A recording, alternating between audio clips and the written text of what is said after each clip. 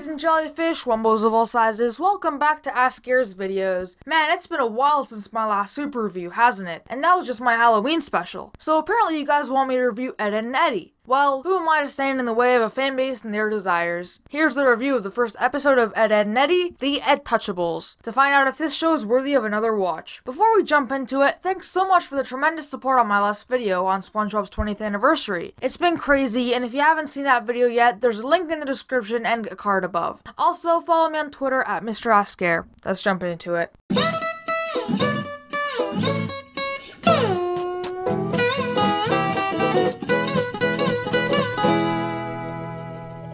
Before we start off with the episode, I just want to compliment this amazing theme song that Ed, Ed and Eddy has. The whistling song is very catchy and memorable, it's quick and straight to the punch, it shows the animation style in a simplistic and nice way, and it's pretty unique compared to many other theme songs made around that time. There's no other characters or settings, it's just the three main characters on a simple background, which I think is pretty awesome. Anyway, let's jump into the episode. It starts off with Ed, with 2 Ds, counting his pet ants and organizing his room. From his intro alone, I presume Double D is the more intelligent of the three brothers, which according to the fandom is true, and we get a good glimpse of the art style of the show, which is a very rough, simplistic sketch style that seems very unique for when it was released on Cartoon Network. Keep in mind, this show premiered only 4 months before SpongeBob did, so you can distinguish the differences in art direction at least. When the door rings and Ed goes to answer it, no one is outside. You know that cliche in movies and TV shows? After 3 times, remember the rule of 3s, Ed gets hit in the head with a fish and gets a bucket of water on him. Finally, Eddy reveals himself and comes in. We can see the voice acting here as well, which isn't the best in my opinion, especially Eddy's,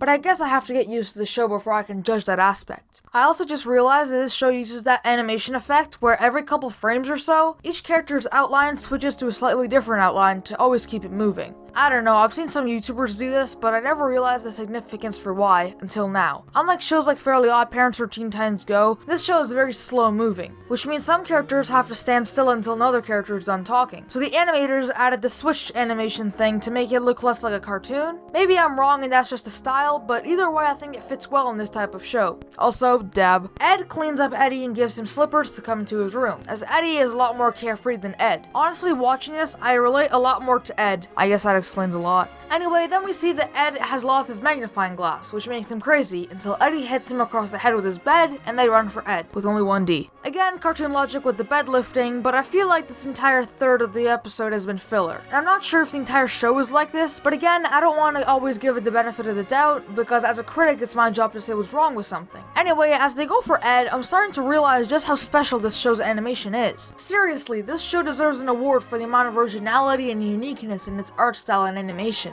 The only thing that throws me off a little bit is the mouths. Why are the mouths purple and green and blue? So moving on, we get introduced to Ed, with 1 D, who might honestly be my favorite of the Eds. Hey, Eddy! What's up? Hi, Ed, Double D!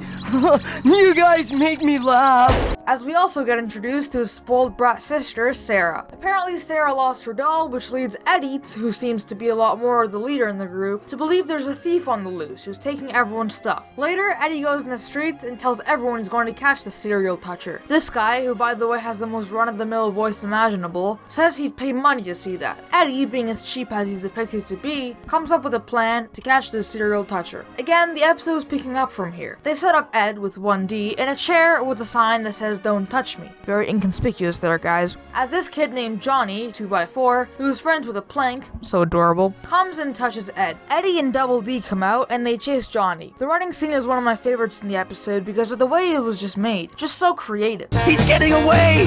Follow me!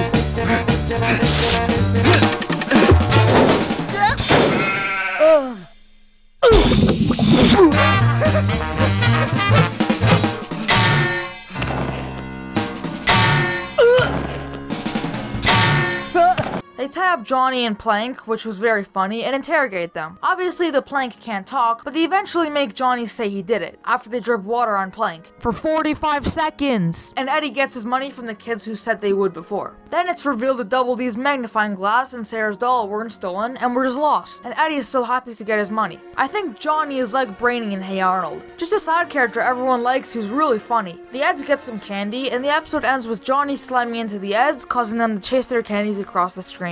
which I think was well deserved in the episode, but honestly I wouldn't have cared if they got the candy without comeuppances at the end. Either way, a pretty interesting episode that I think did a great job introducing these characters and who they are, especially with the ways they acted in this episode, introducing the awesome art style and voice acting that's really unique to this day, and carrying a simple 11-minute plot that was easy to understand and felt fresh. I would give the Ed-Touchables an 8 out of 10 as a pilot, and a 7.5 as just a regular episode, as it did a much better job as the former rather than the latter. So yeah, that's my review of Ed, and Eddy. I hope you enjoyed watching, and if you haven't seen my other super reviews, links to the most recent ones are in the description for you to go have a look. Thanks for watching, again follow me on Twitter and join my Discord for more fun, and I'll see you guys next time. Ciao!